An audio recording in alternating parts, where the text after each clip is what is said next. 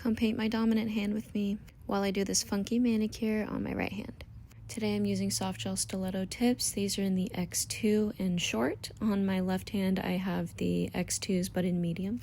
I'm also chemically etching instead of buffing with the nail drill today. So with that you're going to use an acidic primer and rub it on the underside just to make a little texture, and it does make it a little sticky as well. So you do this to the point where you can see the texture here. We'll report back on how this feels with retention. I put a little of that on the nail as well to prep, and then I go in with my bonder. I tell you every time, but this bonder is essential to my retention. Then I do 2 thin coats of my Jello. Using Soft Gel's tip extension gel, I adhere my tips.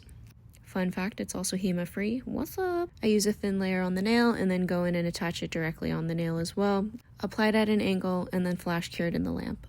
If you're new here, yes, I do leave my index and middle finger free of a nail on my right hand, simply for painting nails, doing everyday things, clasps, loving women, yada yada yada. Then with a non-wipe top coat, I'm going to go in and seal the underside of the tips. I really love this step for making the underside really clean, but it also takes the number off that's on the underside too. No drilling necessary.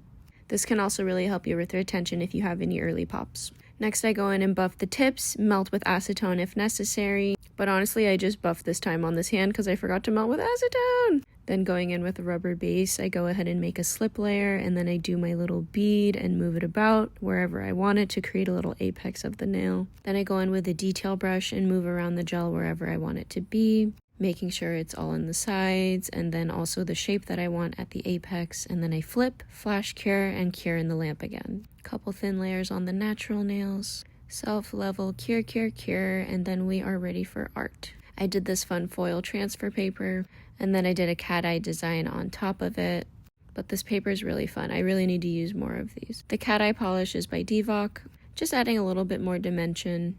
And then the last step of the paint job, I'm going to go in with some padding gels, do a little ombre tip action, maybe a couple stencils, so let's get into it.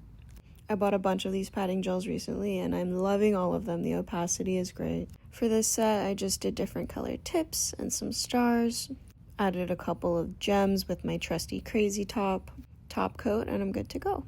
Let me know any of your questions in the comments, and one of my next videos will be removal for you as well in the next week or two. Love you, bye!